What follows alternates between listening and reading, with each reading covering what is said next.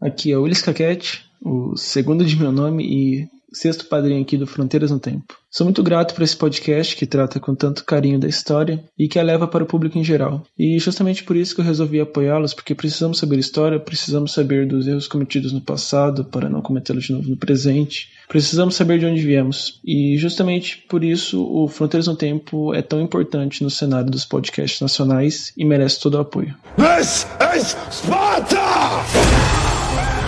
Independência ou morte! It's one small step for man. I have a dream. E saio da vida para entrar na história. Este é o Fronteiras no Tempo, um podcast de história.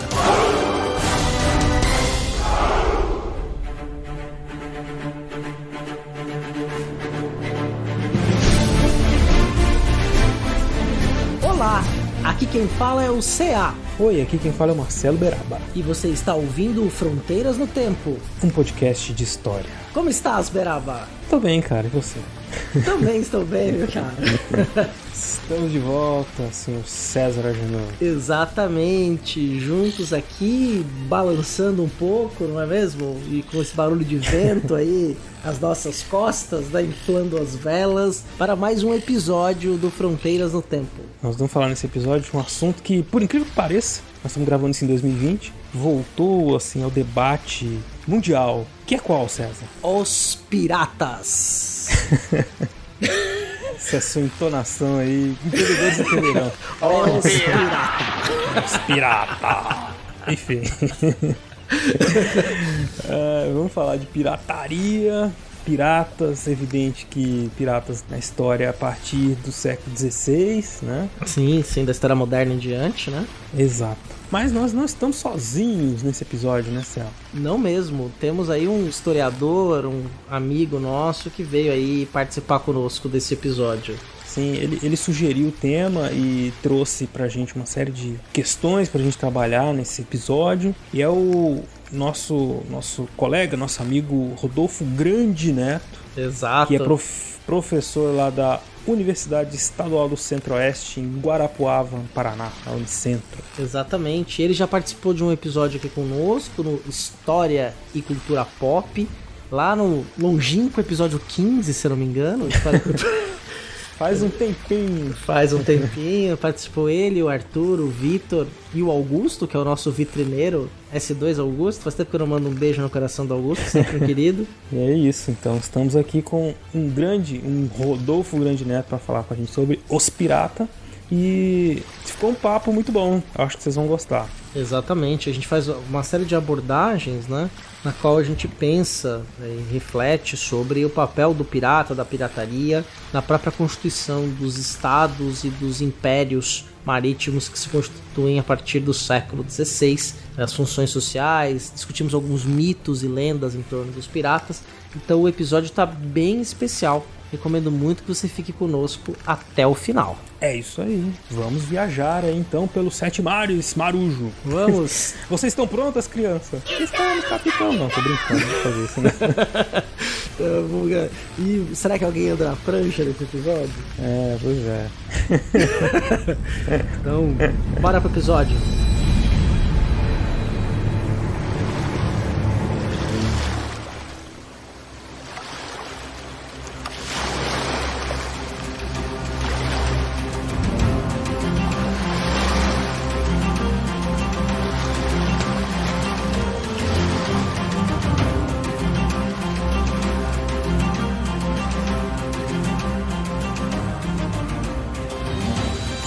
Você conhece o Mar Vermelho? Mar Vermelho? Ah, não, peraí, errei. Ai, que burro, dá 0 pra ele.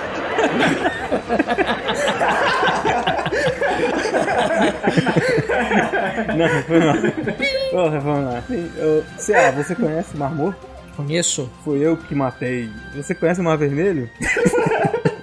Também conheço. Foi eu que pintei de sangue.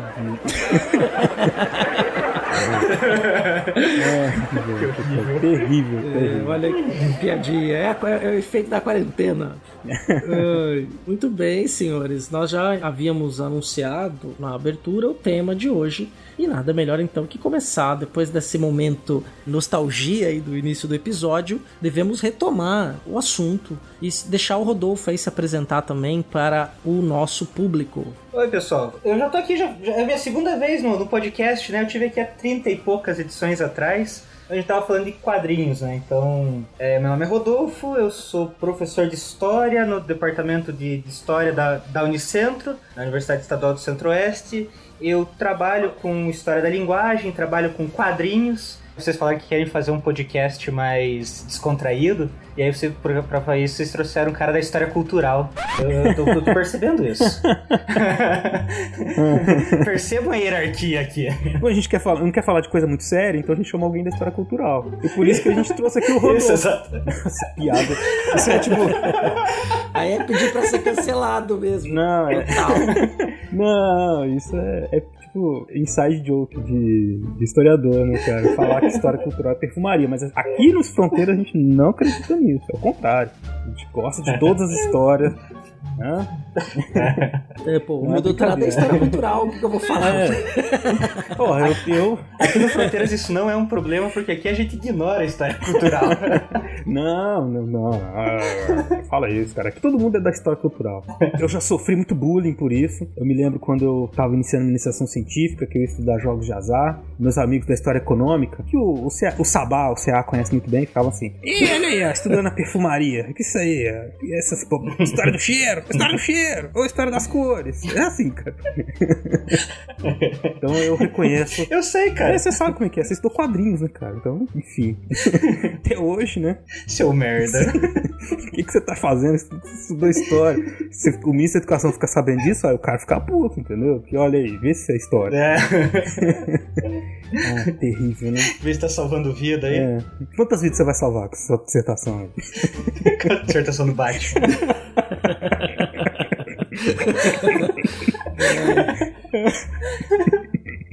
Não, tudo isso faz parte do tema, porque a gente tá discutindo aqui pirataria, né, cara? Então, é uma coisa assim, que rima com a falta de normas, né? Com a história cultural, não tô zoando.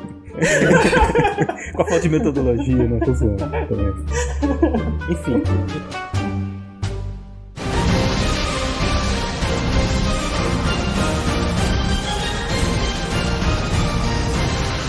Então, marujos de água doce, vamos aí achar as velas, subir a âncora e zarpar para falar um pouco dessa figura que está no nosso imaginário, que nós somos fãs, vamos dizer assim, né, dessa questão até glamorizada da pirataria. Mas hoje nós vamos falar um pouco da visão do historiador, né, Rodolfo? Introduz aí mais um pouquinho para o nosso ouvinte, por que falar desse tema? Cara, é muito interessante porque, assim, os piratas, né, eles, assim, volta e meia aparecem na cultura, alguma coisa, todo mundo sabe alguma coisa sobre um pirata, já viu, já se vestiu de pirata, alguma coisa assim. Mas quando a gente olha para o campo da historiografia e olha para esses caminhos, o que nós percebemos é que, na verdade, o nosso conhecimento a respeito da pirataria, da experiência dos piratas, o que significou o movimento da pirataria para a história, ela é bastante marginal no campo da história. Nós sabemos sobre as grandes navegações, nós sabemos sobre os impérios marítimos, nós sabemos sobre o crescimento e a importância das rotas comerciais, e a gente sempre sabe que, assim, existiam piratas. Mas o que de fato a gente sabe sobre os piratas? E aí, dessa brincadeira, dessa conversa que a gente teve esses dias, eu falei, pô, então vamos falar sobre isso, vamos aprofundar e trazer esse elemento aí que ele é tão marginal no ponto da pesquisa e também é tão... presente, né? Presente, pois é, a gente tem um super... Presente na cultura, né, na mídia, assim, as pessoas, carnaval passou aí, todo mundo põe os filhos fantasiados de pirata, né? E que história é essa que tem por trás desses caras, que fica como uma nota de rodapé muitas vezes, né? Quando a gente vai falar aqui um pouco do comércio da América e a Espanha, né? E a Inglaterra, toda essa formação do mundo atlântico, e os piratas desempenharam um papel que tá para muito além dessa nota de rodapé que às vezes ela é colocada nessa historiografia, né? Eu até diria mais, diria que os piratas foram fundamentais nesse processo. Eles foram parte da engrenagem dessa formação, tanto das rotas marítimas do Atlântico, quanto da configuração até mesmo das monarquias nacionais, vamos colocar aí. Então, será que é possível pensar nesse movimento todo aí do século XVI, século XVII, XVIII, sem pensar na pirataria? Pois é. É significativo. E quando a gente pensa sobre a prática da pirataria, ela não é uma coisa recente. É claro, a pirataria que nos interessa é aquela da Era de Ouro, dos piratas do Caribe, né? Mas a pirataria, assim, ela é presente, né, na Ásia, os malaios, no mundo grego, né? Quer dizer, no mar Egeu você já encontrava piratas. Vai olhar lá no Cícero, filósofo romano, falando sobre a pirataria, né? Ou vai olhar o Homero, né? O Homero com a Odisseia. Facilmente, aqueles personagens da Odisseia, o próprio Odisseu, né? O Ulisses, ou então Jasão e os Argonautas, poderiam ser considerados piratas, no termo mais básico do sentido da palavra, que é aquele que busca sorte no mar, né? Aquele que vive nas margens. E a gente vai ver que, assim, o que significava ser pirata? É o cara que pilhava as cidades costeiras, eles comercializavam escravizados, atacavam embarcações, né? Mas eles vão ser tratados também não só como um estilo de comércio ou uma função, mas também vai ser carregado muito uma questão moral, que o pirata não é só aquele que vive na margem, comercializando a margem, explorando as margens, como também é o cara que vive na marginalidade da sociedade, no sentido de que da moralidade, sabe? Moralmente ele é uma figura ambígua. Isso já, assim, desde do mundo grego. Então, claro, né, a pirataria do mundo grego com a pirataria do Novo Mundo não é a mesma coisa, mas a gente vê que o serviço da pirataria já é uma coisa muito antiga e desde sempre muito mal vista. No entanto, a economia e, por consequência, a história e a política devem muito a esses personagens, né? Então, é como você pensar que são aqueles que vão fazer algum serviço, algum trabalho que é essencial, mas que, de alguma maneira, as pessoas não veem com tão bons olhos, né? Quando eu fiquei pensando assim, o pirata tá no mar fazendo pilhagem, guerras a troco de dinheiro, né, de um pagamento, ou fazendo qualquer tipo de ação no mar, e seria, por exemplo, como um mercenário, alguém que vai fazer um trabalho para alguma outra pessoa, por troco de dinheiro. Eu lembrei muito assim dos bandeirantes, por exemplo, também aqui no Brasil, que estão, lógico, eles não são piratas, porque eles não estão no mar, né? Mas eles são grupos que vão pro interior, em nome do rei, fazer todo tipo de saque e tentando recuperar riquezas pro rei, né? Então são personagens marginais, como você bem colocou, achei bem interessante. Que aí é lógico, né? Não são as mesmas pessoas, não é uma linha, tem sempre a mesma pirataria, claro que não. Nós vamos tendo outros... vão mudando, mas elas são... esses personagens marginais, com certeza, eles estão presentes em todos esses momentos aí. O que é bem interessante, né? Pra gente ver como que eles constroem nessas imagens, esses indivíduos à margem, né? Não, e não só interessante, assim, pensar assim, são indivíduos que são constantemente marginalizados pela história como um todo.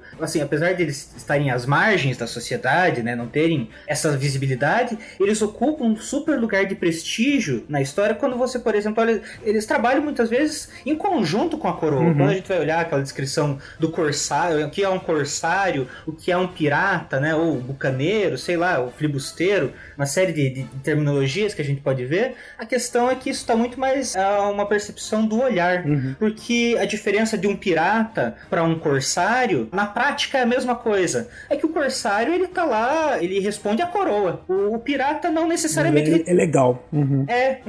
Só que aí, se você olha para certos personagens históricos aí, quer dizer, pega Cabral, ou o próprio Colombo, que poderiam ser vistos aí facilmente como piratas, para a coroa eles poderiam ser corsários. Então, a linha é muito tênue, mas o que a gente vê é que eles trabalham em constante paralelo e proximidade com essas coroas que estão se desenvolvendo. Então são personagens à margem, mas são personagens que gozam de um lugar social ali muito próximo dessas cortes, muito próximo desses grupos, né? Isso. Pensando nisso aí que eu fiz essa comparação com os bandeirantes, né? Que eles também vão ter uma proximidade, muitas vezes um reconhecimento, e vão fazer um serviço importante e tudo, mas, enfim, né? Vai depender da maneira como eles vão ser encarados ali também, depois, no futuro, futuro, né? E pode ser glamourizado, romantizado, virar herói, né? Então hoje em dia a gente tem os piratas em filmes e a gente se veste de pirata e tudo, mas o que eles faziam de fato ali, né? Como é que era a vida desse pirata? Por que ele se tornou essa figura tão glamourizada, né? Que é uma das questões que a gente vai responder mais pra frente, não é agora. Mas é um indivíduo que então é muito, muito bom pra gente analisar todas essas relações que se constituíam ali à medida que se constituindo o Estado moderno também, né? Os estados iam ganhando força, iam tentando aumentar o seu poder, né, na sociedade, nos seus impérios. Os piratas têm uma participação importante nesse processo todo.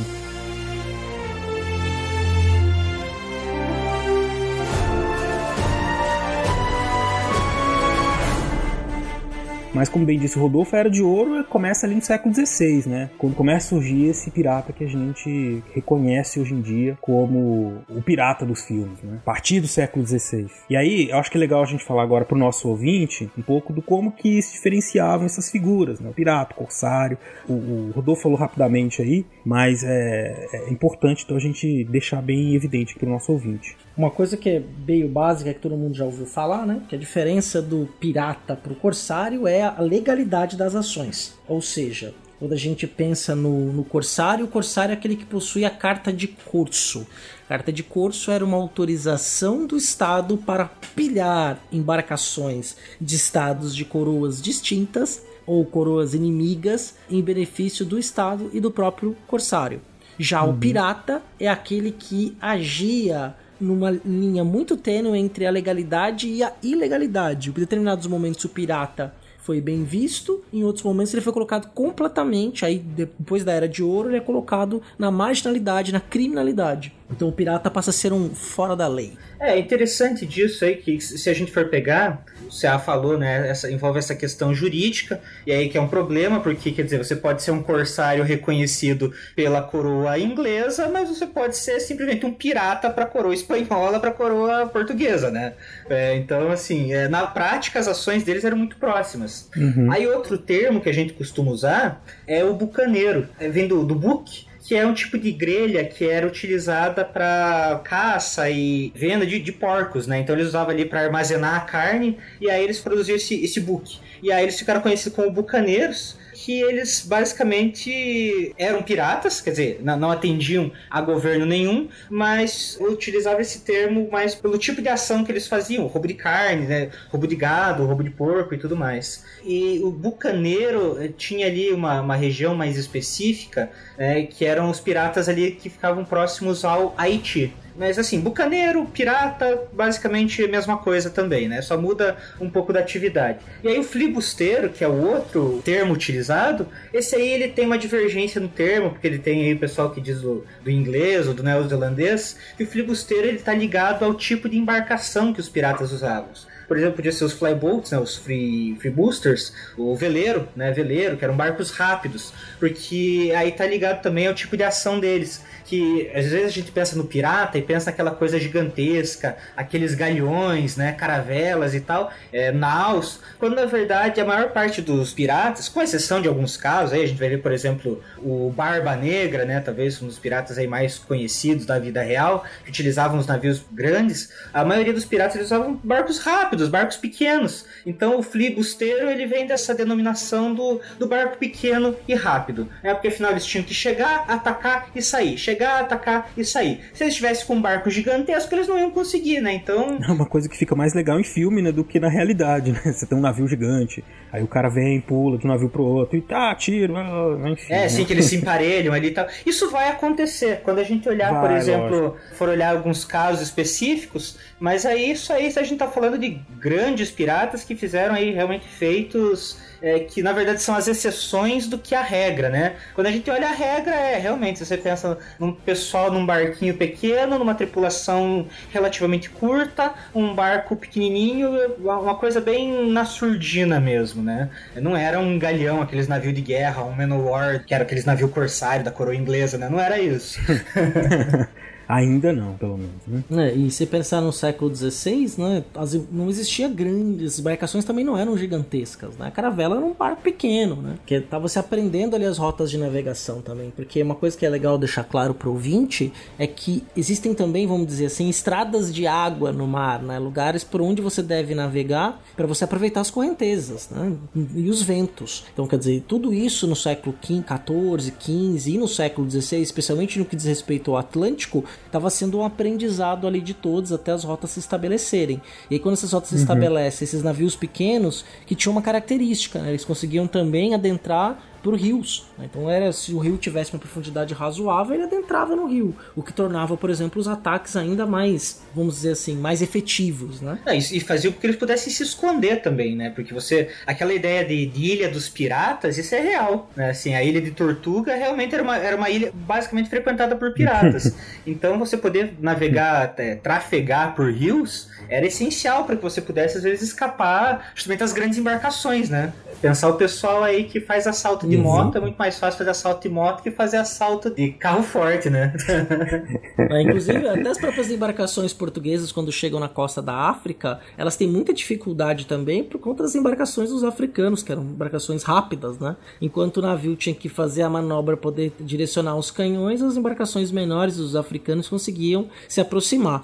Porém, a embarcação dos piratas, embora fossem pequenas, elas também eram armadas com canhões, né? Porque uma coisa que vai ser importante ali do século XV, XVI especialmente, é que você vai ter toda uma indústria metalúrgica que vai se desenvolver na Europa por conta desta nova tecnologia que é o canhão. E qualquer embarcação mercante vinha armada. Os piratas a mesma coisa. Então eles conseguiam pôr uma outra nau a pique ou tacar o terror num lugar que eles chegassem, né? Numa vila, numa fortaleza ou um povoamento. Eu acho que é legal a gente dar um contexto geral para o nosso ouvinte, que é o seguinte, né? Tem todo um desenvolvimento da navegação e os contatos europeus com os muçulmanos durante todo o século XIII, XIV, XV. E nós estamos aqui a partir do século XV para o XVI, né, na constituição desse mundo atlântico, né, que vai sendo formado a partir desses contatos, as navegações. É evidente que a gente tem lá no final do século XV para o início do XVI a chamada Descoberta da América, né? Que é cheia de controvérsias, né? Como é que o Napoleão chega... Napoleão é boa, né? Ai, Napoleão. Como é que o Colombo... Os séculos torto. Só um pouquinho, errei por pouco, né? Como é que ele chegou... E tem uma história também, umas histórias interessantes do navegador, que ele tinha uma carta de um navegador misterioso que mostrava como chegar na América, enfim, mas uma outra discussão para outro dia. Mas o fato é que já em meados do século XVI, a Espanha, ou na verdade a empresa colonial marítima de Castela, vinha fortalecendo, vinha criando, né, e expandindo a carreira das Índias, que é como ficou conhecida a ligação marítima entre a Espanha e a América. Um espaço, né, uma corrente, uma rota marítima, né, que vinha da Espanha, navegava até o Caribe, né, até o Golfo do México, e dali eles passavam pelo Istmo do Panamá e iam para o Pacífico, trazer coisa até a América do Sul. Então foi se formando um intenso comércio intercolonial e entre a América e a Europa, né, que era alvo da pirataria aí nessa região, no mar do Caribe. E é um lugar onde esses piratas que a gente vê romantizados, piratas clássicos, atuavam. Mas não só lá, né? Eles também, os franceses holandeses estiveram frequentando. A gente está falando dos piratas ingleses, mas os franceses e holandeses estiveram circulando por aqui, pela costa brasileira, por um bom tempo também. Então, a busca... Portugal e Espanha estavam se constituindo como impérios coloniais, e você tinha as outras nações no século XVI buscando um espaço, alguma forma de também enriquecer com esse comércio que estava se constituindo ali. Exatamente. Aí só uma nota de rodapé aqui, o Beraba mencionou o Istmo do Panamá. O Istmo do Panamá ele era atravessado por terra, né? Então é uma coisa interessante para se colocar, né? Eles chegavam naquela região, desembarcavam o navio e cruzavam onde hoje é o Estreito do Panamá, lá, o Canal do Panamá, perdão. Fizeram o Canal do Panamá e atravessaram aquilo por terra. E a Espanha, no século XVI, ela era a grande potência europeia. Podemos dizer que ela era a grande potência atlântica, né? Não, e aí quer dizer que assim, você vê, por exemplo, quando vai estudar justamente esse crescimento de Portugal e Espanha, né? A Espanha com essa potência marítima e tudo mais, mas tu pensa, tá, mas e aonde estavam a França, aonde estavam a Inglaterra nesse ponto? Se a gente for lembrar, muito do que está relacionado ligado a essa expansão marítima, está ligado também a uma expansão do catolicismo, né? Então, assim, não é só expandir isso, é uma questão econômica, é também expandir culturalmente, né, e tal, uma série de discussões. E França e Inglaterra, de majoritariamente aí protestantes, ficaram fora dessa divisão aí, dessa bula papal que separava o mundo e dava metade para a Espanha, metade, né? E aí fala, pô, mas aí a galera tá começando a desenvolver esse comércio e eu vou me estabelecer como? E aí, tentando tirar um proveito, e aí, de novo, é uma questão bem... A gente pode discutir aí o direito sobre isso, né? Ou a falta do direito, né? Porque, afinal, assim, bom, você tem o Papa dizendo que as terras e os mares pertencem a um grupo. Mas acontece que esse grupo não responde mais ao Papa, né? Então, bom, o Papa não manda nessas decisões, eu posso contrariá-lo, afinal, eu sou protestante, né? E você possa se lançar ao mar também. E tentar tirar benesse disso. Então, muito da construção francesa, aí principalmente no comecinho do século XVI, muita dessa construção francesa, das tentativas francesas e das tentativas inglesas, vai ser diretamente ligada à pirataria, porque eles ainda não estavam tão bem estabelecidos, eles também aí tinham uma série de questões a serem resolvidas internamente, não estavam prontos ainda a fazer essa viagem tão longa, né? Então eles começavam aí a se apropriar, vamos dizer assim, de certas conquistas espanholas, né? Que era justamente esses produtos que eles estavam trazendo. Então, o que a gente vê aqui é justamente pensar num controle da coroa sobre a entrada, taxação e tudo mais. Talvez a pirataria fosse a única forma dessas outras nações que estavam se formando conseguir certos produtos, seja com taxa mais baixa, livre de imposto, de registro, ou até produtos que, assim, de certa forma, seriam exclusivos de um determinado grupo, né? Então, a pirataria começa como essa entrada, essa formação de um mercado paralelo que mais tarde que a gente vai ver que vai fomentar justamente a possibilidade de saída dessas outras nações para os mares, né? Exato, é. No caso da Inglaterra, a própria Inglaterra, né, ela vai ter isso muito forte. O Estado britânico, ele vai iniciar com a pirataria um processo que vai até o século XVIII de expansão do seu poder naval, né? Eles não tinham condições de competir com a Espanha no primeiro momento e vão se utilizar desses corsários, aí no caso são pessoas então autorizadas pela rainha Elizabeth, para fazer os ataques, as pilhagens, né, e, enfim, roubar ouro, prata, o que mais fosse possível dos espanhóis, em nome do crescimento do Império Britânico. Se você for olhar ali no século XVI, né, ali por 1580, mais ou menos ali, o Francis Drake, que era considerado aí o principal corsário da Rainha Elizabeth, ele foi responsável pela destruição da Armada Invencível, né, espanhola, que era aí a menina dos olhos da Espanha ultramarina? Não, e agora qual que é? Da Espanha do século XVI, né? A Invencível Armada, né? Ele conseguiu derrotar a Invencível Armada, só isso, né? É um ataque de prestígio, né? E assim, é um ataque coordenado, porque você vê que existe ali uma vinculação, e tanto econômica quanto política, diretamente relacionada à rainha. Exatamente, né? Quer dizer, a Inglaterra, quando a gente olha a Inglaterra do século XVI, você tem a formação dos estados na Europa Ocidental, a gente está falando aqui Portugal foi o primeiro, Espanha, França, Inglaterra. E também na Escandinávia você tem alguns estados nacionais também, mas não são estados nacionalistas, tá? As monarquias, os estados modernos, vamos usar esse termo, ficar mais adequado, os estados modernos estão em formação, os absolutismos, junto com o capitalismo, né, que também está alvorecendo, também está nascendo e está começando ali dentro do mercantilismo, começar tomando suas formas. É claro que esse processo de amadurecimento do capitalismo ele vai durar séculos, vai se consolidar basicamente no século XVIII, mas ele está em processo de gestação. E os ingleses, especialmente a Rainha Elizabeth, que teve um reinado ali bem longevo, praticamente toda a segunda metade do século XVI, ela vai querer também colocar o reino inglês dentro desse jogo. Ela vai querer também participar, jogar dados nesse tabuleiro, novo tabuleiro aí, que passa por um rio chamado Atlântico, né? E isso foi fundamental para essa participação. Então a Inglaterra, que não tinha capital e nem forma de financiar e construir uma armada gigantesca para se comparar à espanhola, e também não conseguia financiar isso, começou a usar os serviços dos corsários, né? A gente pode dizer que passou a usar o que muitas nações usavam em terra, porque os exércitos usados pelos estados, que passam então a centralizar o domínio da força, isso vai ser muito importante. Quer dizer, antes do Estado moderno, o que você tinha, por exemplo, na França? Você tinham vários senhores feudais bem a grosso modo, e cada senhor feudal tinha o seu próprio exército. Então ele regimentava os seus vassalos e ia fazer guerra. Quando cria-se o Estado moderno, essa questão de cada senhor ter seu próprio exército, isso acaba. O exército passa a ser do Estado. Não é só o exército do rei. O poder absoluto é o poder do Estado.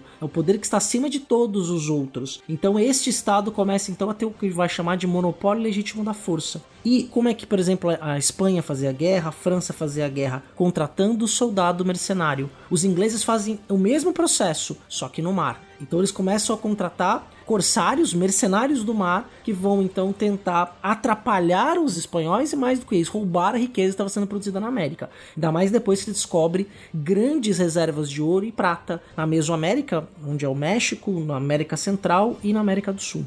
É interessante que isso que você falou também, é da produção na América, né? Como eu disse, nesse caso do Atlântico Norte, você tinha uma grande produção, um comércio intenso, né, pela carreira das Índias, um comércio que tem uma importância não só econômica, mas também social e cultural, porque nos primeiros momentos vieram muitos fidalgos, pessoas que interessadas em enriquecer na América, né? E depois também o transporte, há uma mudança de comportamento, uma mudança na alimentação, com esse transporte de alimentos que vai sendo feito e de informações, com trocas que vão sendo feitas entre os europeus e os povos americanos. Também uma história para se discutir aí, como que mudou na alimentação dos europeus e dos americanos a partir desses contatos. Mas enfim, esse comércio ele vai crescendo e aí envolve vários produtos, né? A gente tem aquela ideia assim, tudo vinha da Europa e eles vendiam e exportavam matéria-prima. Mas foi se desenvolvendo na América também um comércio, uma produção local. Tinha muitos produtos que eram perecíveis que não podiam vir, né? Então, 2 exemplos que me vêm à mente aqui, por exemplo, é o vinho e o azeite, né? Que tinha uma perecibilidade grande que não permitia trazer, por exemplo, até o Chile, né?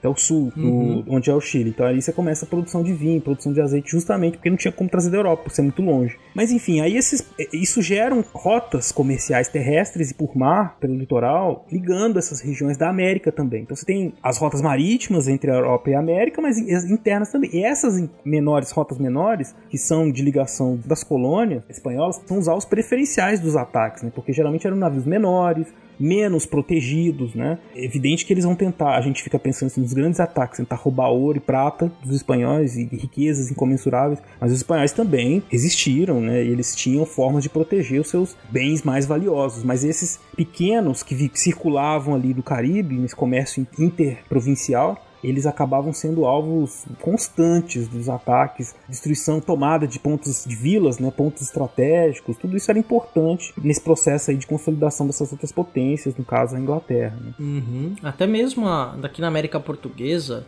data do século XVI, por exemplo, aqui na minha região, né, em Santos, tem o engenho dos Erasmos, né, que é a ruína dos engenhos dos Erasmos, a gente já comentou isso em outros episódios, que é a ruína europeia mais antiga da América Portuguesa, que é um engenho que tem a mesma característica dos engenhos do Atlântico Africano. É que os portugueses começaram a experiência da produção do açúcar nas ilhas do Atlântico Africano, e aqui eles instalam, se não me engano, 1531 ou 34. É entre esse período que eles instalam esse engenho. O que os holandeses fazem? Piratas holandeses. Eles vêm navegando, entram pelo... porque Santos é uma ilha, tá? É uma região insular. Eles entram pelo chamado Canal de Bertioga, vêm navegando pelo Rio São Jorge e ateiam fogo. As paredes eram praticamente uma fortaleza, as paredes eram bem grossas, então eles ateiam fogo, começam a ter uma luta ali muito forte, e eles saqueiam, levam o açúcar embora. Eles invadem, pegam caixas de açúcar, que era o que tinha, matam as pessoas lá e levam embora o açúcar.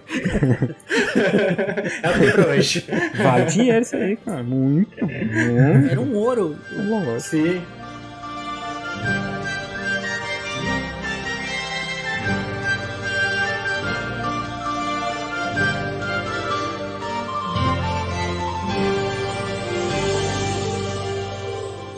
Infelizmente, por ora, nós ainda temos um probleminha com... piratas. O que está escrito no meu adorno real, almirante? Eu odeio piratas, minha rainha. Exatamente. Ódio mortal! Daquelas cantorias sem graça! Daqueles chapéus ridículos! Daqueles rosnados intermináveis e malditos! Eu quero que eles afundem, almirante! Estraçalhe, esmague, alimente os tubarões com eles, ouviu? Eu odeio piratas!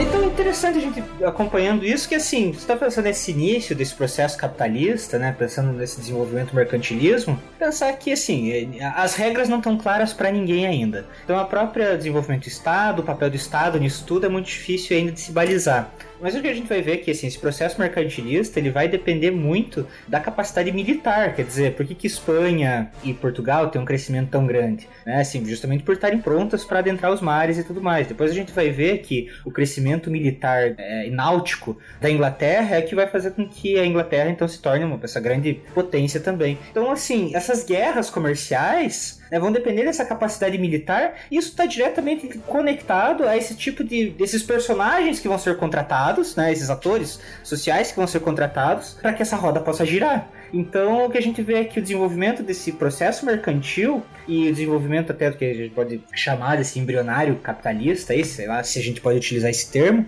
mas o papel da pirataria é essencial para que o poder militar possa ser, de certa forma, colocado. E a gente vai ver que é justamente nesse processo aí do século XVI da pirataria que vão casar aí uma série de tensões entre Inglaterra, França e a coroa espanhola. Porque se a gente for lembrar que em 1536, né, então aí primeira metade do século XVI, os franceses começam a atacar, né, o Panamá, vão atacar a Havana, vão atacar ali a região que a gente conhece como a Flórida, né? E esse ataque francês vai acirrar muito as disputas navais dos franceses, dos ingleses e dos holandeses, né? Que vai atingir diretamente Espanha e Portugal, né? Lembrar que Portugal, nesse momento, aí, nesse período do século XVI, ele está sob domínio castelhano. Né? Então, poxa, o que a gente... União Ibérica. Exatamente. E aí o que a gente vai ter nesse processo é justamente um tensionamento militar que vai gerar também um tensionamento econômico e que vai fazer com que essas disputas econômicas se tornem ainda mais significativas ou importantes, né? Então, a pirataria no século XVI aí, ela é essencial para que todo esse processo mercantilista, para que esse processo de um novo tipo de comércio, e aí a gente pode discutir, né, se esse novo tipo de comércio vai trazer também aí um novo tipo de ética, uma nova forma de se pensar o mundo, de agir em relação ao mundo, né? Mas que seria praticamente impensável sem o envolvimento desses chamados piratas, ou mesmo desses corsários. Lembrando que a carta de corso, ela não é uma coisa do século XVI, ela já era utilizada aí lá no século XIII, né, mas vai ganhar força de novo no século XVI, justamente para conseguir alcançar esses novos mercados, né? Bom, e isso é interessante também, que a gente está falando desse aspecto econômico, das questões que vão se desenvolvendo a partir das atividades da pirataria, mas eu queria conversar com vocês também agora um pouco sobre o tipo de atividades que vão se desenvolvendo ali entre os piratas, o que faz com que eles se tornem piratas, por assim dizer, né? A gente já sabe que eles vão atacar os navios e tudo, mas eles têm, e o Rodolfo falou isso em algum momento aí, uma série de valores, uma série de um comportamento, alguma coisa que os caracteriza como piratas, né? E aí a gente pode pensar que isso tem a ver com a maneira como eles se organizam, como eles, quem são esses piratas, né? Que é isso que vai dar essa cara que lá no século XVII, XVIII, vai se tornar aquele pirata glamourizado, né, que a gente tem. Então, vamos falar um pouquinho sobre isso agora aí. O que vocês acham? Assim, primeiro a gente pode pensar aqui, quem são esses piratas, então? Quem são esses piratas? Essa é a questão. Quem são os piratas? Os piratas! Quem são os piratas? A gente não falou de uma vez, os piratas. Ele nem cantando, eu sou o pirata da perna de pau, do olho de vidro, da cara de mal, mas tudo bem, Chorão. Sabe quem perguntou por você? Os piratas! Cara, isso é uma piada que eu acho que é muito datado. Não sei se tem gente que ouve a gente que assistiu Trapalhões, cara. Você também, você era bem bebê, o senhor Rodolfo. Não sei não. Mas eu sou o cara da história cultural. Ah, é verdade. Enfim, quem são os piratas? O Alma Negra, né, que a gente já falou. Isso. Então, no final a gente fala os piratas famosos, assim, da cultura pop. Popeye era marinheiro, né? Popeye não é pirata. Pô, não. Mas estaria no perfil, viu? Se o Popeye estivesse ali dando bobeira no porto no século... Nos Estados Unidos, dando bobeira no porto do século XVII, XVIII, principalmente no século XVIII, ia ser recrutado pra virar pirata. Não duvida. Com certeza, porque se você for pensar, o Popeye já não sei, ele podia ser um ex-soldado. O ex-soldado era uma galera que entrava muito, né, pra essa trupe dos piratas. Mercadores também eram bastante comuns entrarem para as tripulações. e pessoas que, assim, eram aí, eu posso chamar aqui de escorraçados da sociedade, né? Pessoal que não tinha exatamente ali uma definição, e aí entrava pra pirataria, entrava na vida marítima meio que pra tentar ganhar alguma coisa. A gente vai ver, assim, também pilotos jovens que estão procurando aí experiências, né? Ganhar experiência, ou então mesmo buscando ascensão social, porque, bom, como a gente tá falando, a pirataria até o século XVII ali, ela não é uma coisa mal vista, né? As pessoas integram as cortes, então você, sendo pirata, de certa forma, poderia alcançar até uma ascensão social. Então a gente vai ver alguns fidalgos e estrangeiros. Estrangeiros também entravam bastante, aí porque justamente também muitos desprovidos aí de questões legais que pudessem, né, mesmo trabalhos que pudessem exercer formalmente, alguma coisa assim, acabavam entrando para as tripulações piratas meio que para ter alguma fonte de renda, né? É que assim, uma coisa importante que a gente tem que lembrar é que a vida no mar não era uma coisa que as pessoas ansiavam assim como um objetivo de vida, porque não é uma coisa super... Podia te trazer muitas glórias se você conseguisse sobreviver, né? Na verdade, mas sim, era muito duro, né? A mortandade nos navios era muito grande, né? Eu acho que a gente já deve ter comentado isso em algum outro momento, mas então o sujeito iria montar no episódio de grandes navegações, Beraba, falamos isso no episódio de grandes navegações, tinha até um seguro pra garantir que caso ele morresse a família recebia alguma coisa. Exato, então vocês podem retomar lá o nosso episódio de grandes navegações que a gente fala de tudo isso, que é dessa insegurança toda. Então, bom, eu sou o capitão, eu sou a pessoa que vai comandar toda aquela frota, mas aí eu sou um fidalgo, eu sou uma pessoa importante e tal, né? Mas o marinheiro em si, ele vai ser muito difícil a vida do cara ali, né? Acho que o cara, pra decidir ser pirata, ele não tinha que ter muita escolha, né? Era uma coisa que, assim, eu não tenho muito o que fazer, porque é viver na informalidade, né? Viver aí num processo que você não tem garantia nenhuma. E também não era um objetivo de vida, as pessoas entrarem pra vida no mar, né? E ter isso por muito tempo. Então era uma coisa muito sazonal. Até quando a gente fala aí na cultura popular, a ideia do tesouro pirata escondido, né? O mapa do tesouro, com o xizinho marcado, em que você vai lá e desenterra um baú de ouro, isso é bem contra a realidade, porque para eles o negócio era pilhar, juntar um dinheiro e gastar esse dinheiro. Não faria sentido você pegar um baú e guardar e deixar lá para a posteridade. O negócio era pegar esse dinheiro e gastar ele, investir ele e sair dessa vida o mais rápido possível. Porque a gente vai ver que uma vida de pirataria, ela não vai durar aí muitos anos, assim. Dificilmente a gente vai encontrar grandes piratas que ficaram mais do que 10 anos. Eu já citei antes aí o Barba Negra, o período dele aí são 3, 4 anos mais ou menos que ele tá em grande atividade. Então não faz sentido o tesouro pirata guardado por muitos anos, porque a ideia é que isso fosse o mais breve possível. Porque as intempéries, os conflitos, quer dizer, a expectativa de vida era baixa. O pirata sabia que a vida dele podia ser curta, né? Então tem esse pequeno detalhe também na vida do pirata. E o Beraba comentou uma coisa interessante sobre a questão do capitão. O capitão corsário, vamos dizer assim, em geral, ele era alguém que gozava de prestígio. Era um nobre ou era alguém que tinha uma posição social relevante. Conforme, e aí a gente vai falar posteriormente, só estou adiantando porque esse é um ponto importante, conforme a pirataria, esses corsários vão entrando todos na legalidade, que eles vão praticando de fato a pirataria, você gera um novo modelo de escolha do capitão, e esse modelo era a escolha da própria tripulação inicialmente, né? Você tinha os capitães que não eram necessariamente nobres, eles tinham uma escolha, a lógica de divisão das riquezas, né? Você tinha que oferecer uma riqueza considerável para aquele marinheiro que ia embarcar com você, para que valesse a pena ele arriscar a vida. Por exemplo, a viagem da Europa para a América eram 8 semanas, quer dizer, eram 2 meses no mar, navegando ali num espaço apertado, sendo que normalmente você podia ficar ali de emboscada mesmo em alto mar para pegar um navio espanhol, um navio português regressando ao porto, ou pegá-lo assim que ele tivesse abastecido, ou descer em terra e lutar contra outra tropa que também estava armada, né? Quer dizer, não era só chegar no navio e chegamos no navio, perdeu o Playboy, né? Não, tinha luta, né? Os outros marinheiros também iam lutar. Você tinha soldados nos navios. Então a expectativa de vida era muito curta. E isso levava então à formação, né, dessa questão que o Rodolfo falou muito bem, que é de não guardar, não enterrar o tesouro. E outra coisa, né? Tem um texto um livro do Thompson, que é um historiador inglês, chamado Costumes em Comum. Que ele vai mostrar, por exemplo, que essa lógica, o camponês fosse, por exemplo, produzia lá 10 sacos de trigo. Ele precisava vender 10 sacos de trigo para poder sobreviver. Então ele produzia 10 sacos. Ah, mas ele podia ter feito 12, 13, 14 e o restante pegar o lucro. Ele podia ser um empreendedor, né, cara? Mas essa mentalidade... Exato, né? Ele podia empreender e tal. Pra conseguir sucesso. Fazer algo para além, né? Mas não fazia por quê? Porque não existia essa mentalidade. A mentalidade do lucro, ela estava se construindo. Ela vai se consolidar mesmo no século XVIII, do pequeno empreendedor, vamos dizer assim, né? Do pequeno coach.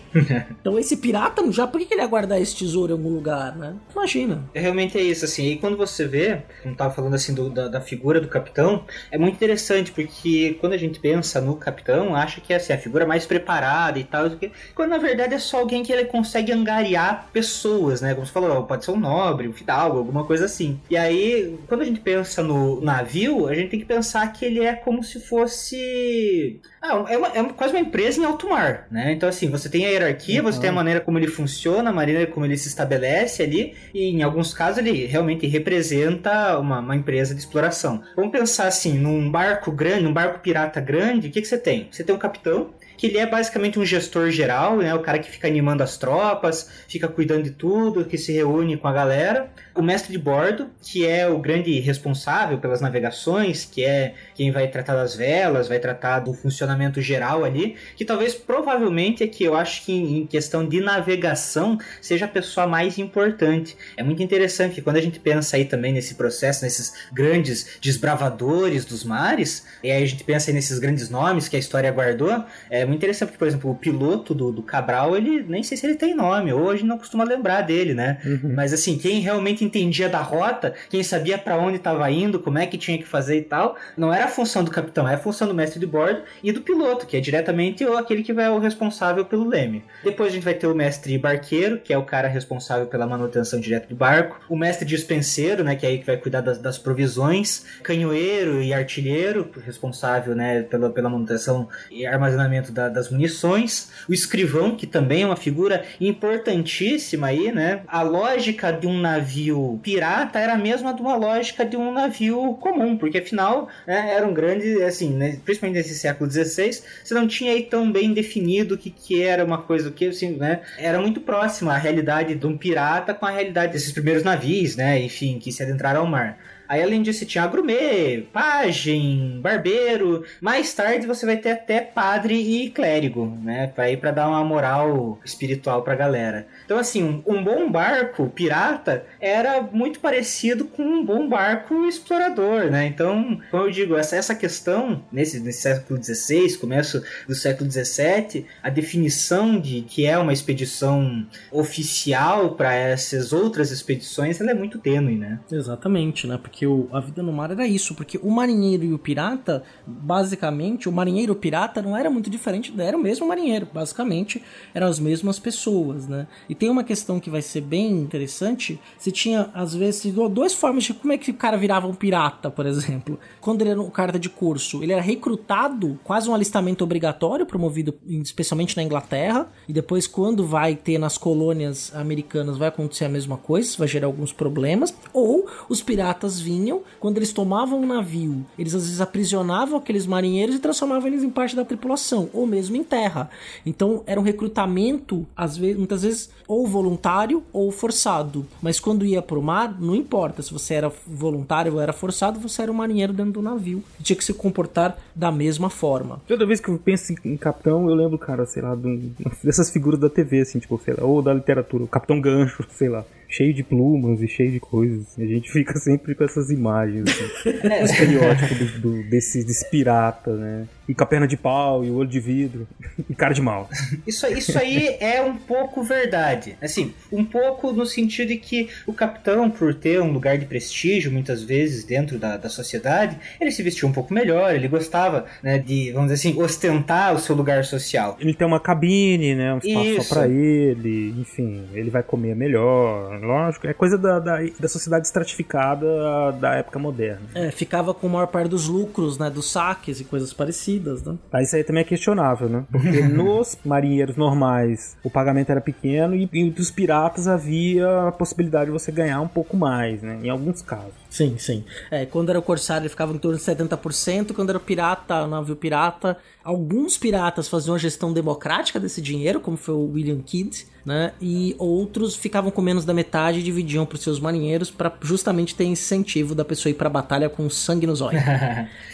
O que a gente vai ver desse pirata e desse capitão, né? Que é essa figura extravagante, né, chegando ao ápice do Jack Sparrow, que é extravagante em todos os sentidos, né? Mas muito disso vai ser o que o século XIX e o começo do século XX vão construir em torno disso. Eu acho que talvez aí uma grande parte da literatura pirata, pegar o Lord Byron com o Corsário em 1814, mas talvez o que vai criar esse imaginário pirata talvez seja o R.L. Stevenson com a Ilha do Tesouro em 1883, que vai trazer o Long John Silver, que era um pirata super extravagante, no sentido que usava uma roupa chamativa, que não era algo tão assim coisa, mas é claro, ele estereotipa isso, né? Ele extrapola o que era o comum e aí cria essa figura de Spar, que é o Long John Silver, que é o cara da perna de pau, que aí na verdade essa perna de pau também é para indicar o perigo dos mares, né? Quer dizer, é um cara que passou por muita coisa, a ponto de perder a perna, perder o olho, né? Tem a cara toda detonada, e uma das coisas que o Long John Silver traz para esse imaginário do pirata é o papagaio, né? O papagaio falante. A ideia do papagaio falante me parece muito mais uma ideia de dizer, olha, ele é alguém que alcança os mares, mas isso é uma interpretação do século XIX sobre o que foi essa era pirata aí, que foi até mais ou menos 1730. Então a gente tá falando aí de 150 anos mais ou menos de diferença entre o final da Era dos Piratas e a publicação da Ilha do Tesouro. Então, mas essa ideia do papagaio falante, eu acho que é muito no sentido de mostrar, olha como esse pirata, esse capitão, ele viajou por lugares exóticos a ponto de achar animais que também são exóticos. O que, talvez, aí claro, a gente não vai falar de um papagaio falante, mas imaginar que talvez alguns líderes, aí, capitães piratas, aí carregavam aí consigo animais considerados exóticos, diferentes, com plumagens diferentes, alguma coisa assim, justamente por mostrar que, assim, eles exploravam e conheciam regiões consideradas remotas, né, exóticas e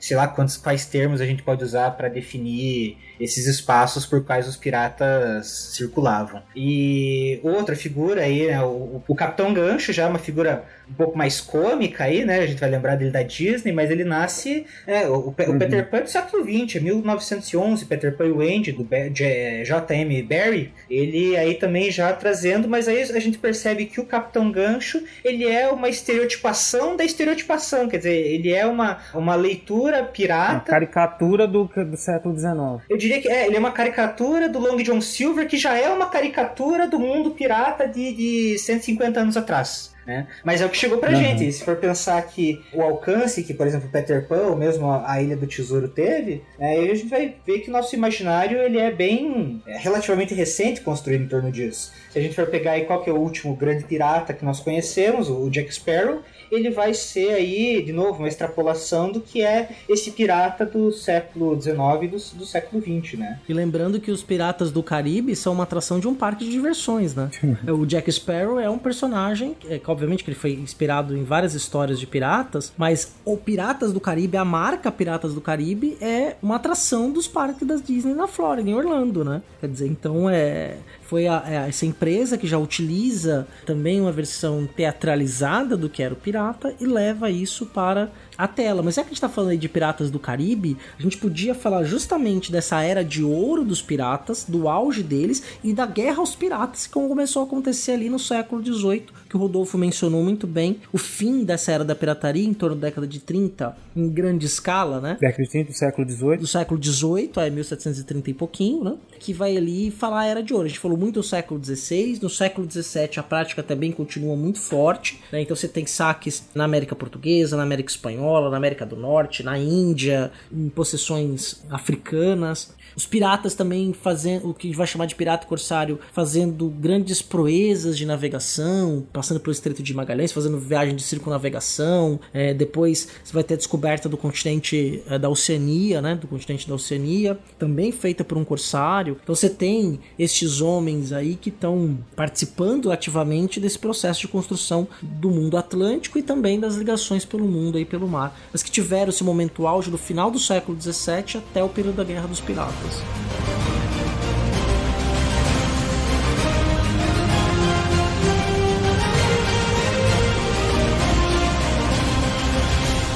Então, o que a gente vai ver aí, assim, como você comentou, né? Então, esse século XVI é o aparecimento, o século XVII é esse período aí de transformação e tal, e aí é bom pontuar como esse grande crescimento da Inglaterra, né? Muito aliado a essa prática da pirataria, mas o século XVIII, o que a gente vai ver é justamente o momento, que talvez seja o momento que a gente mais considera o auge dessa era de ouro dos piratas, mas é um momento que, assim, para eles é o pior de todos, porque é nesse momento em que eles passam a adentrar a ilegalidade, muito por conta de como a Inglaterra vai se comportar nos mares, né? Então, que a gente vai ver que do século XVI, XVII, a Inglaterra é super beneficiada pela pirataria, mas nesse intervalo algumas coisas começam a acontecer, mudar a guerra franco-espanhola? Não, qual é o nome da guerra? É franco-espanhola? A franco-espanhola, depois a franco-inglesa, né? Isso, e aí vai ter a Guerra de Sucessão Espanhola, que vai acabar, e a Espanha vai acabar cedendo ali o controle dos mares para a Inglaterra. Então, poxa, se antigamente eu precisava da pirataria para poder me sustentar, agora que eu oficialmente posso domar esses mares, eu não preciso mais desses contratados de fora, né? Eu posso utilizar aí o meu grupo de marinheiros e soldados, enfim, né, para atuar nessa região. Só que o que a gente vai ver é que, bom, você tem uma grande gama de pessoas que adentraram a marinha. E aí, de repente, você não tem mais uma guerra, você não tem mais... É um tempo de paz, né? E que vai ter uma certa expulsão da marinha. As pessoas que vão continuar na marinha vão ter salários baixíssimos, mas o que vai fazer com esse excedente, né? Esse excedente vai continuar a vida nos mares, que é a maneira como eles sabem trabalhar. E aí é contra esse excedente, contra esses... Aí agora sim, a ideia do pirata como aquele que não tem uma determinação jurídica e não tem uma determinação de Estado, né, não responde ao Estado, que vai ser combatida. E nisso que a gente vai ver aí uma série de grupos, ora atuando nas margens, ora atuando enquanto piratas, né, contra a coroa, e ora também o contrário. Por exemplo, você vai ter grupos aí, pessoas que eles participavam da marinha, em algum momento eles ou não atingiram o objetivo desejado de ascensão social, de riqueza, ou sei lá o que, né? E aí, como não atingiram isso, eles saem da marinha e partem pra pirataria. Então, assim, esses caminhos são bem comuns. Piratas ganhando anistia e aí passando, de certa forma, a trabalhar em contato com a coroa, o que era bem interessante quando a gente pega aí algumas histórias de que, por exemplo, eles foram lá, saquearam e aí pegaram eles com o saque, mas falaram, mas então é o seguinte, a gente saqueou isso aqui, mas dá uma taxa graúda, né? 30%, 40%, 50% do nosso saque pra coroa e tá tudo certo. Né? Isso vai acontecer bastante. E do outro lado, aqueles que sim eram oficiais de baixo escalão, que aí começam a fazer os seus saques por conta. E aí são esses grupos que a Inglaterra, que até então era beneficiada por eles, passa a combater. E aí a partir do momento que a Inglaterra começa a combater essa galera, que a gente vai ter aí essa grande caça aos piratas. Mas é interessante porque esse combate à pirataria vai começar aí mais ou menos em 1717. Em 1717, a Inglaterra vai prometer anistia para a pirataria se eles parassem as atividades até final de 1818. Então aí dá um período de carência para eles. Esse período de carência, esse intervalo de um ano aqui, ele marcou dois extremos. Ou eles se entregavam, saíam da pirataria, iam buscar outras funções e tudo mais, ou iriam trabalhar em favor da coroa, né? Ou então, né, por outro lado, já que eles deram esse processo de anistia, quer dizer, bom, eles deram um intervalo de um ano pra gente se resolver. Nesse intervalo de um ano é meio como se eles estivessem fazendo vista grossa. E aí é quando, na verdade, eles aproveitaram para fazer os maiores saques. E é talvez nesse intervalo aí de 1717 17, 18, 19, 1720, que a gente vai ter grandes nomes aí históricos, né, grandes piratas. Então é por isso que esse período ele é considerado a Era de Ouro. Então, primeiro, porque é a era em que vão aparecer esses grandes piratas, mas é a era que eles vão estar em evidência, porque é quando eles vão ser considerados marginais. Porque até então a gente vê eles participando diretamente da vida ali e tudo mais, né? Conectados à coroa, e de repente agora eles se tornam personas não gratas. E eles são marginais, eles adotam um comportamento que é dentro do navio, e essa camaradagem, esse espírito, né, que também é um pouco romantizado, vai sendo difundido. São pessoas então que vivem à margem, e como você disse também em algum outro momento, eles têm uma espécie de código de vida, né, que difere em pontos essenciais dos outros estilos de vida que existiam até então, né, o que eram pregados assim como estilos de vida normal, né, das pessoas.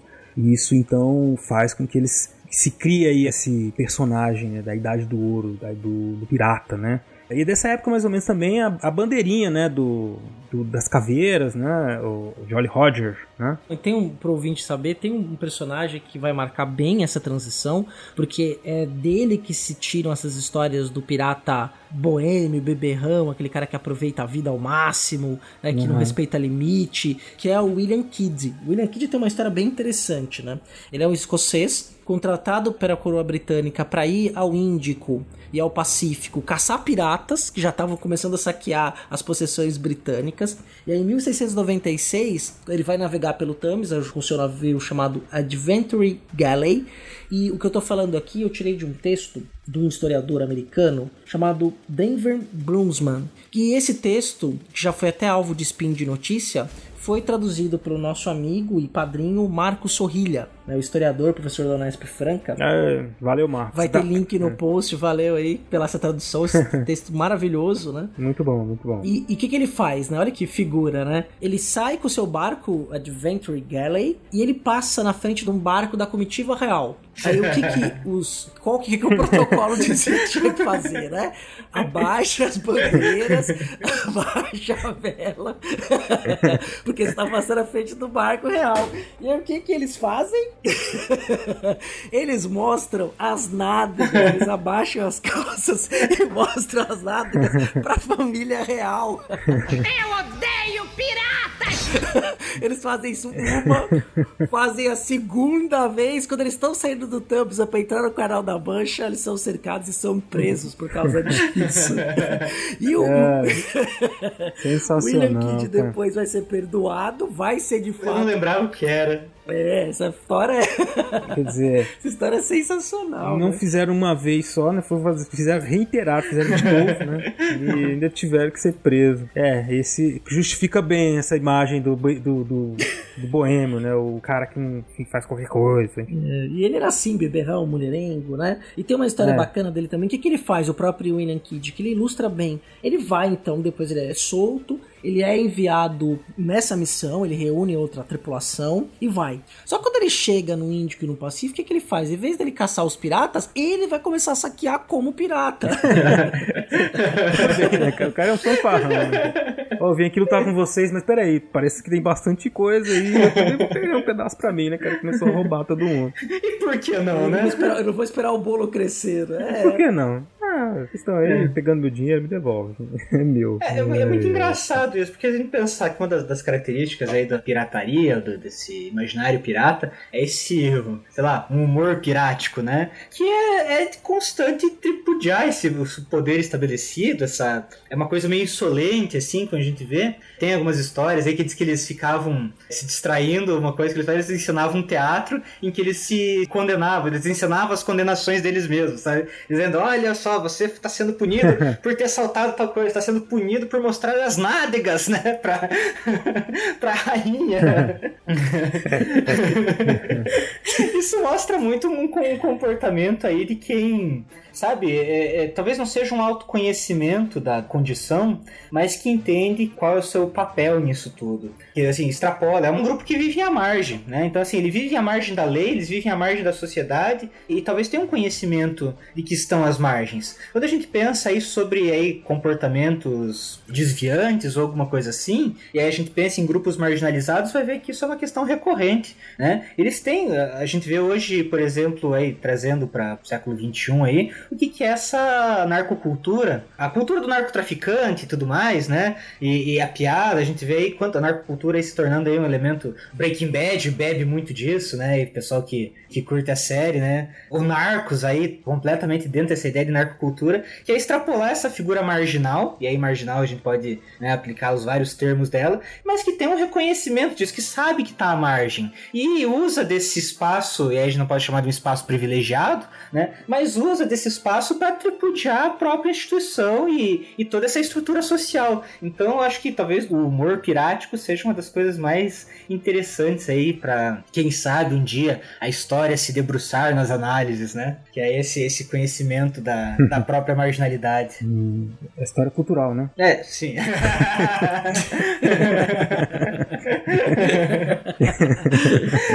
Porque nada mais justo, porque no século XVIII eles vão ser considerados inimigos da humanidade. É interessante chamar eles de inimigos da humanidade, porque isso envolve uma série de questões, né? Quer dizer, a humanidade envolve a ideia de pátria, né? De que é nós e ele, nós e o outro, e também, assim, ver que o pirata, ele é deposto do caráter humano dele, né? Se ele é o inimigo da humanidade, então, por consequência, ele não faz parte da humanidade. Então, é um momento em que a pirataria aí ganha a margem mesmo, e talvez seja esse elemento que vai depois florear aí uma série de olhares sobre a pirataria e sobre como esse pirata, o pirata mal, o pirata da cara de mal, né, do olho de vidro, da cara de pau. Opa, não é a cara de pau, é a perna.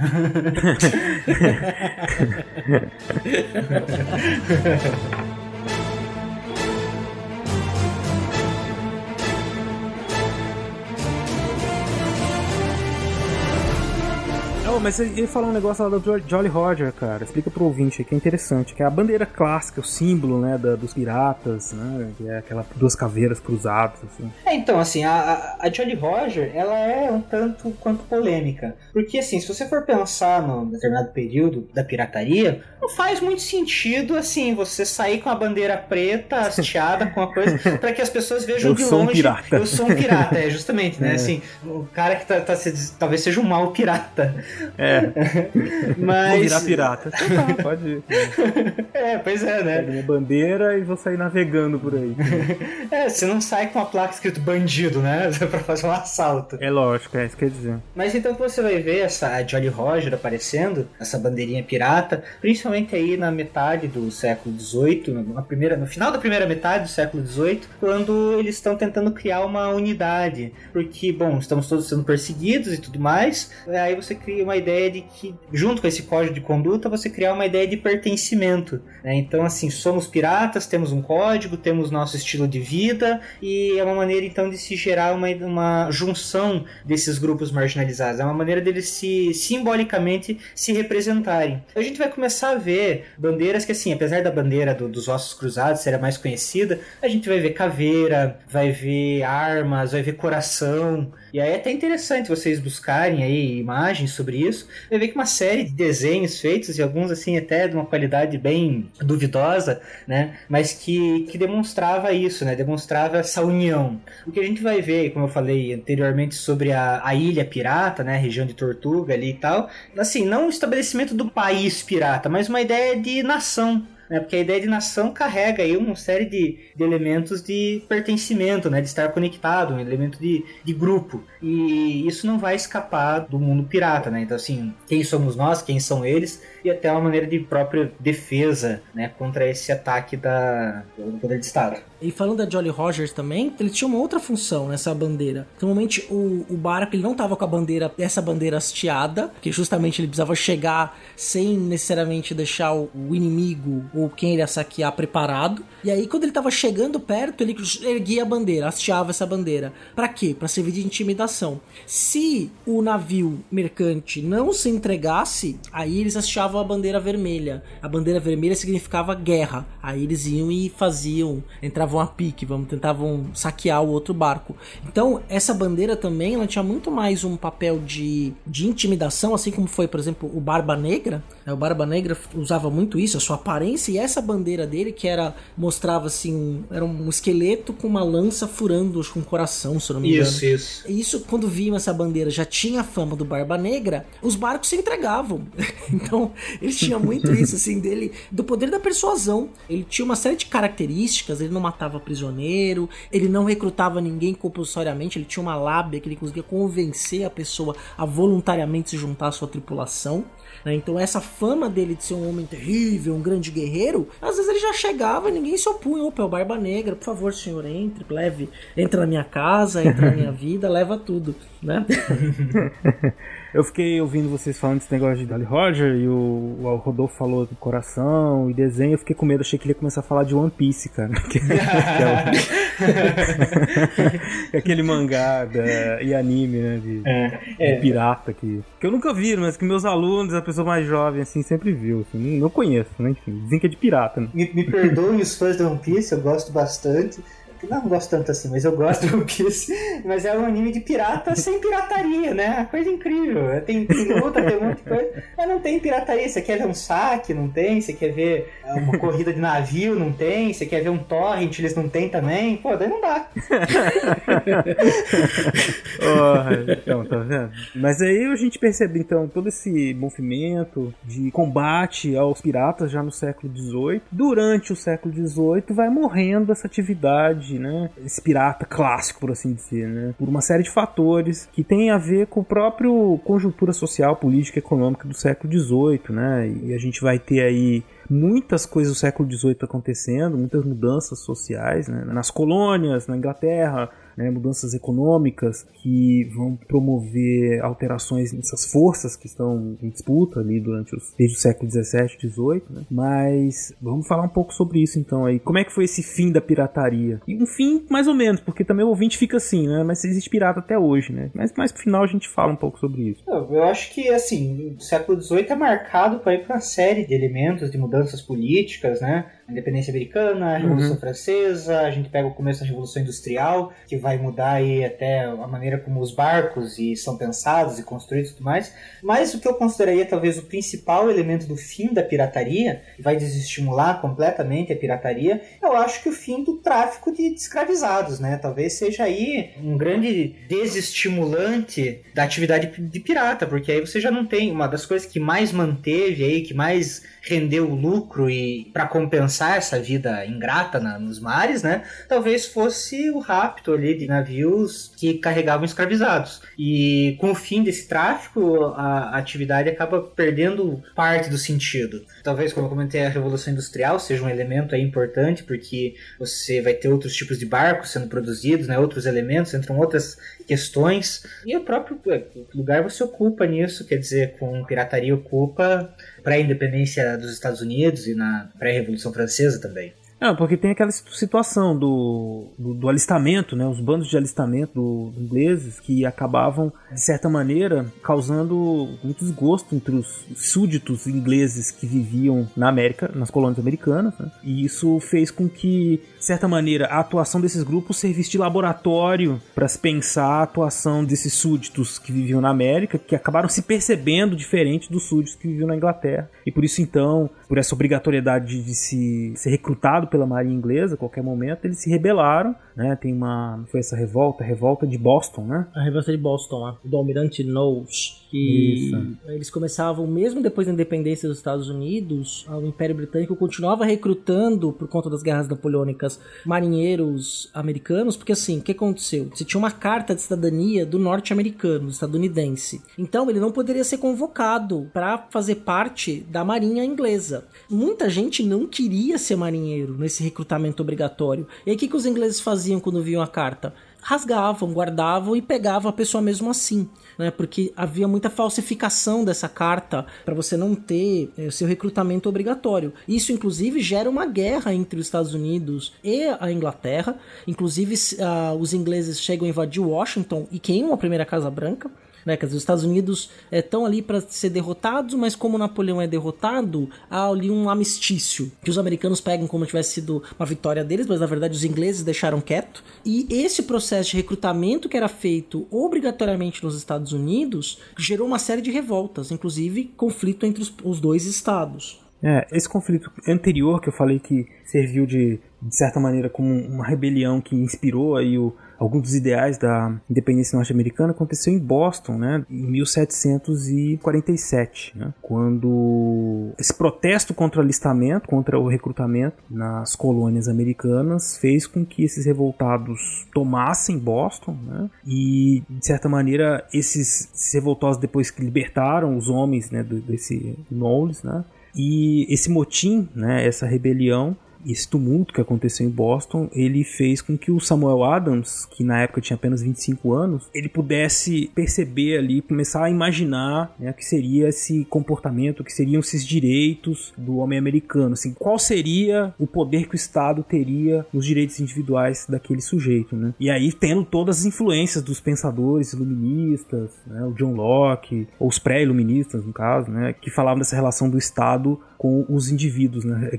o tipo de poder, o tipo de relação que eles tinham que estabelecer. Então a questão do recrutamento, né, e a questão da maneira como os ingleses lidavam, né, com a sua marinha, com seus marinheiros, fez com que surgisse, ou com que se fomentasse ali os embriões para a Revolução Americana, a independência norte-americana. Exatamente, um ponto que vai ser fundamental em todo esse processo, né, é que os ingleses, então, conforme eles querem estabelecer só o controle deles sobre o mar, o controle da violência sobre o mar. Então eles não querem mais que entes que não estejam sob o seu controle e que, mais do que isso, que começou a dar prejuízo em seus territórios, existissem. E aí vai ser a guerra contra os piratas, vão ser 30 anos, que é o período ali retratado no Piratas do Caribe, quando você tem, então, a marinha inglesa lutando contra os piratas, até que vai diminuindo ao ponto dessa era de ouro, esse auge da pirataria, acabar sendo levado ao naufrágio. Nessa hora que eles encontram o Kraken?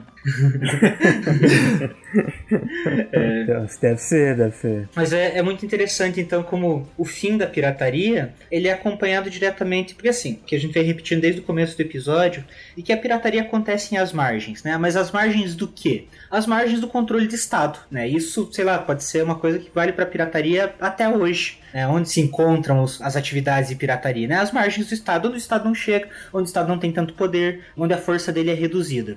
O que a gente vê, então, é uma construção da pirataria nos mares, porque até então, o que a gente vai ver aí, o século XVI, XVII, marcado por, assim, não existe uma legislação dos mares. Pega o Hobbes, pega o Spinoza, né, todos eles estão discutindo lá, mas quem pertence a esses mares? Se não pertence a ninguém, né, então, assim, o mar é de quem ganhar sorte. E aí a gente vai vendo que aí justamente o século XVIII também vai marcar aí uma grande legislação, uma legislação mais dura sobre os mares. Então esses mares passam a pertencer, né, a alguém, que a gente vai ver aí todas as disputas que vão rolar em torno disso. E a partir do momento que ele passa a pertencer a alguém, essas atividades que ele anteriormente então tinham nessa terra de ninguém, elas passam cada vez mais às margens, até que elas simplesmente não têm mais espaço. Então é interessante pensar em como o desenvolvimento das leis, o desenvolvimento jurídico e a clareza sobre as leis e sobre os determinados espaços, que espaço pertence ao Estado e até que ponto ele pertence ao Estado,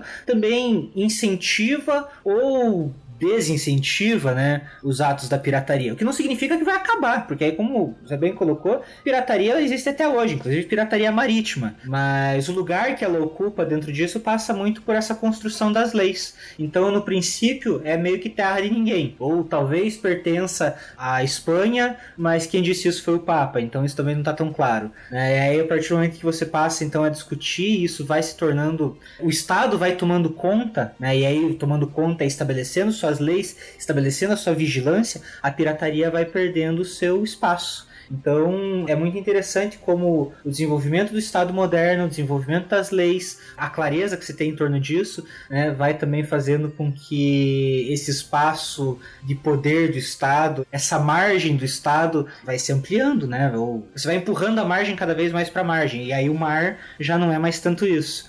O mesmo vale quando a gente pensa nas colônias, né? Não, perfeito o que você falou, cara. Que é isso, você vai constituindo esse espaço de legalidade com cada vez mais clareza, o que pode, o que não pode. E aí isso ajuda a gente a pensar a própria concepção de pirataria que nós temos hoje em dia, né? Então, quer dizer, é pirataria pensando em coisas que são falsificadas ou que são feitas que ferem uma lei, um direito à propriedade intelectual, né? Então a gente, hoje em dia, vive esse ambiente que pensa assim, a pirataria de filmes, a pirataria de música. Eu tô pegando alguma coisa que alguém produziu, tô reproduzindo e vendendo, ganhando dinheiro com aquilo, né? Então estou ferindo uma propriedade de outra pessoa, né? Mas isso tem a ver... Aí é uma discussão sobre a própria formação das leis, né, e os sentidos sociais que ela tem. Quer dizer, às vezes eu crio uma lei, se ela não tiver uma aderência social, não faz sentido. Isso vai ser construído junto com a sociedade, né, as pessoas aceitarem aquilo ou não. Então, por exemplo, você tem situações que isso pode ser explicado por um viés cultural também, né? Então, por exemplo, uma coisa que a gente considera hoje pirataria, mas todo mundo faz, todo mundo baixa filme, baixa música, todo mundo não, mentira. Nesse podcast ninguém faz isso. Eu não faço, né? nunca fiz. Eu também não faço, nunca fiz. Mas a gente conhece pessoas que fazem isso. A gente conhece pessoas que fazem. Ouviu falar, não conheço não, eu ouvi falar que as pessoas fazem isso. Tanto não fazemos que a trilha sonora desses nossos episódios, assim como todos os podcasts do Portal Deviante, nós pagamos o ECAD, né? O Portal Deviante paga o ECAD, a gente pode usar a trilha sonora de fundo porque a gente paga os direitos autorais para elas. Perfeitamente. Mas aí você tem ambientes, em situações, por exemplo, na China, em que, lógico que não dá pra alegar assim uma inocência, eles sabem que estão copiando, né? Mas existe muita cópia de muita coisa, porque não é um tabu, uma coisa assim tão aderente, né? Eu tô sendo assim, tô fazendo uma relação muito, muito ampla, assim, o povo chinês, né? Parece que eles são todos iguais. Lógico que eu tô simplificando, mas, por exemplo, você vai lá, você vai encontrar um frango da Sadia falsificado, cara. E aí? O que significa isso? Que eles falsificaram o frango? Não, eles pegam a embalagem, eles sabem que é uma ideia boa, que é uma marca boa, e daí, né? Que é seu, eu tô vendendo, e enfim. É pirataria, e os caras ganham dinheiro com isso. Quantas coisas a gente não tem, né? Que são feitas assim, a revelia de todos esses direitos e eles ganham dinheiro, a gente vive com isso, enfim, né? Isso pode ser mudado com o tempo. Que a pirataria talvez ela seja não só inerente ao sistema capitalista, mas talvez seja a própria sistema de governo, né? Quer dizer assim, aí entra nessa talvez romantização da pirataria. Por que a pirataria seja tão uma coisa assim que chama tanto a atenção da gente? É justamente por esse povo que vive às margens da lei, vive às margens do Estado, vive às margens da sociedade e produz um mundo próprio. A questão aqui, claro, isso de uma maneira assim, super romantizada, mas que há como pensar num desenvolvimento capitalista, ou mesmo no desenvolvimento do Estado, sem pensar as margens dele. E aí, quando a gente para pensar nisso, e aí pensa a expectativa, a experiência e a vivência das pessoas, existem pessoas trabalhando nessa margem, e existem pessoas dialogando com essa margem constantemente. E o que a gente vê é que, embora simbolicamente o pirata ele tenha um lugar que seja desprezível para as leis, desprezível para o Estado, e a gente não pode dizer que o Estado está errado, né? Isso é ruim, né? Dizer isso é contrário a isso. É que o pirata está nessa margem e que ele é um produtor de crime contra o monopólio do Estado, mas ele faz parte da nossa vida. E aí quero dizer assim, a pirataria faz parte da nossa vida. Os piratas foram integrantes da sociedade do desenvolvimento da própria. Então eles não estão lá isolados, né? A gente tende a pensar neles como figuras isoladas, nefastas, né? Abandonadas às margens da sociedade. Não, eles estão por ali, eles estão convivendo uma série de espaços e muitas vezes eles estão conectados quase diretamente com o próprio poder. Depende aí, na verdade, do que o Estado considera legal ou não, que é o caso da pirataria contemporânea. Verdade.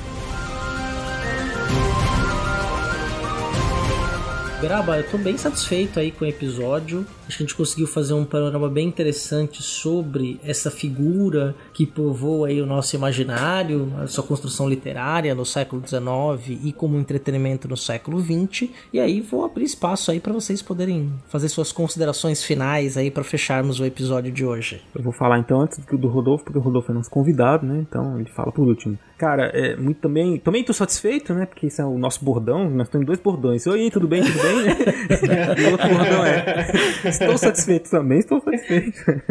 E eu queria só comentar no final como é interessante o ouvinte que ouve a gente assim maratonando, né? já sabe todos os nossos bordões. E percebe também o quanto o século XIX é importante, ou pelo menos como a gente traz para vocês essa discussão do século XIX, como ele constrói muitas das visões de mundo que nós temos hoje em dia. Então a gente fala de um pirata, um tipo de pirata que surge na literatura do século XIX, ao mesmo tempo que no episódio passado a gente falou do cavaleiro e um tipo de cavaleiro romantizado que surgiu também, que foi reforçado no século XIX, que está aqui presente pra gente hoje em dia. Isso vale para outras discussões que a gente fez também, sobre raça, sobre a sociedade, sobre, enfim, muita coisa no século XIX que aconteceu, que tem impacto na nossa sociedade até hoje, né? Para vocês perceberem também o quanto nós carregamos muitos desses valores por muito tempo.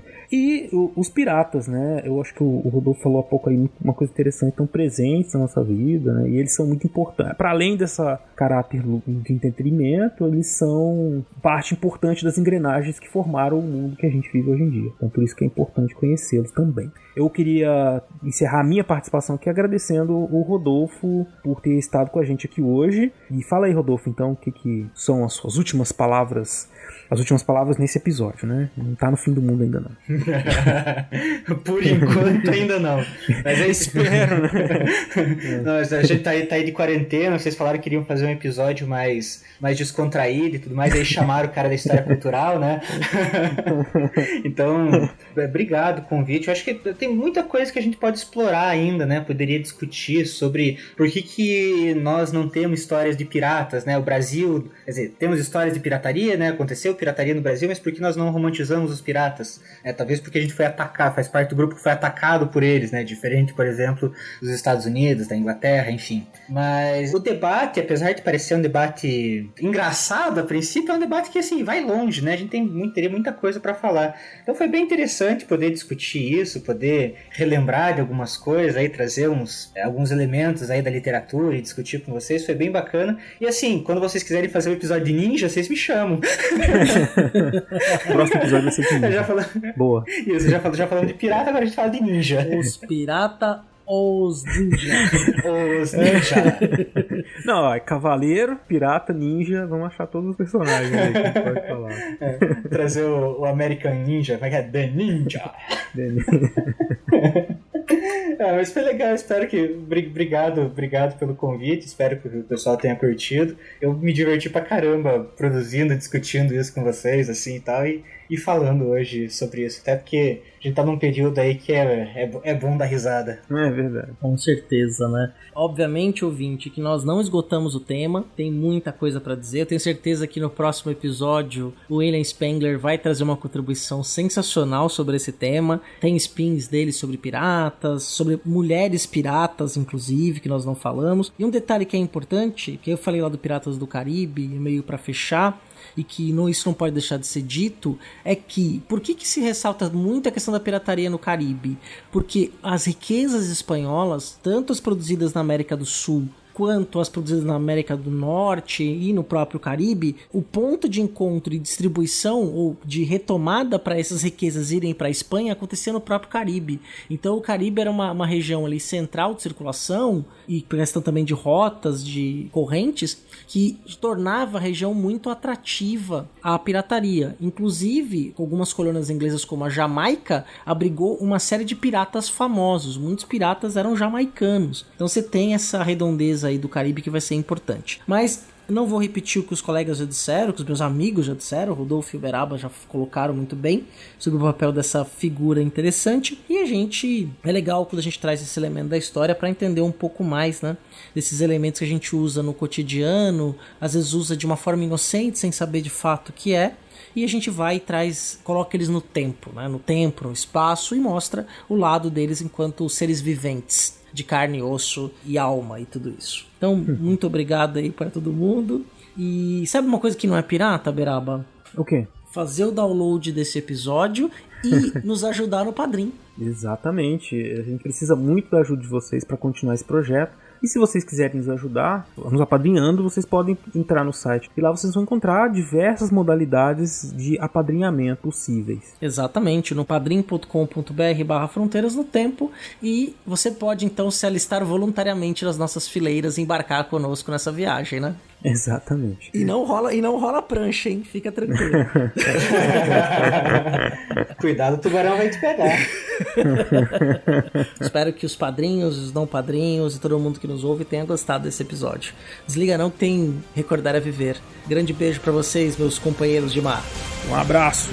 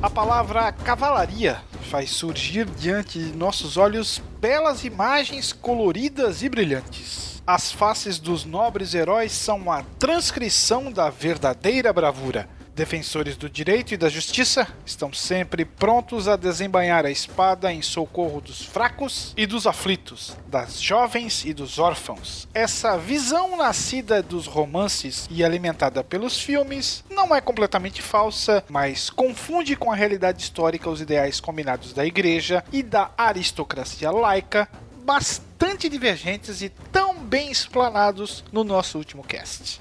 Estima-se que antes do ano 1250, raros eram os cavaleiros que tinham participado de mais de 2 batalhas em toda a sua vida. A maioria deles não viveu nenhuma. Os enfrentamentos limitados eram mais frequentes e consistiam essencialmente em operações de intimidação ou de represália, emboscadas, incursões, comprometimentos restritos que não envolviam mais do que algumas centenas de guerreiros. As principais operações militares da Idade Média não eram, ao contrário do que se costuma acreditar, batalhas em campo aberto, nem grandes incursões da cavalaria, mas sim lutas corpo a corpo, emboscadas e mais ainda assaltos a fortalezas e sítios. Nestes casos, o papel dos cavaleiros era consideravelmente menor. Tratava-se essencialmente de procurar pontos de saída para os sitiados e de tentar evitá-las para os atacantes. Os protagonistas eram os que estavam a pé, principalmente os arqueiros e os balestreiros, especialistas em manobras de assalto e destruição das bases de muralhas. Nas próprias batalhas, o papel dos cavaleiros nem sempre foi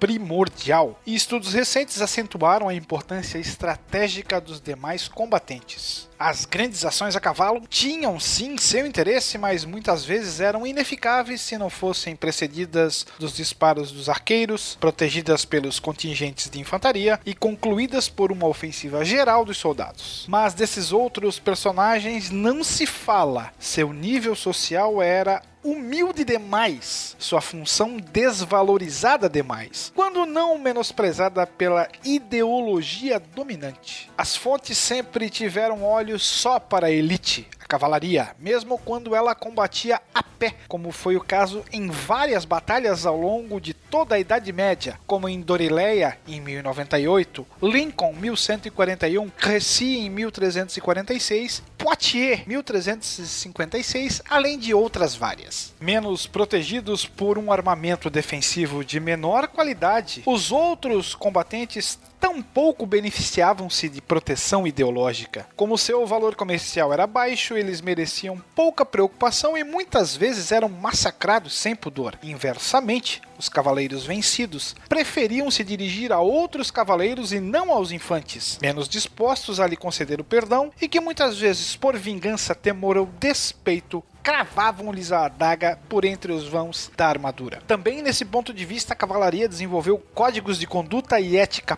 próprios. A honra era o seu fundamento, assim como a palavra dada, a solidariedade de grupo, o companheirismo, o respeito às regras de combate cavaleiresco e a glorificação das virtudes que lhe eram associadas: bravura, cortesia, orgulho, gosto de ostentação, busca de glória e exaltação. De algum lugar do tempo para Fronteiras, eu sou William Spengler.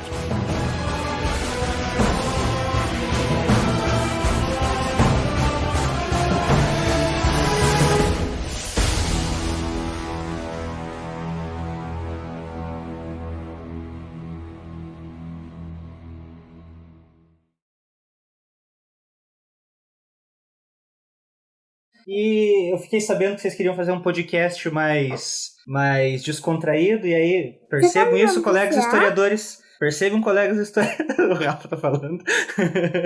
Cara, desculpa. Ele entrou aqui agora, então. Tá falando com o CA? Você tá falando com o CA? Não tem nada do seu filho. Cadê sua mãe? Vai lá, tchau. Boa noite, tá? Tchau, fecha a porta. Você tá ouvindo podcast?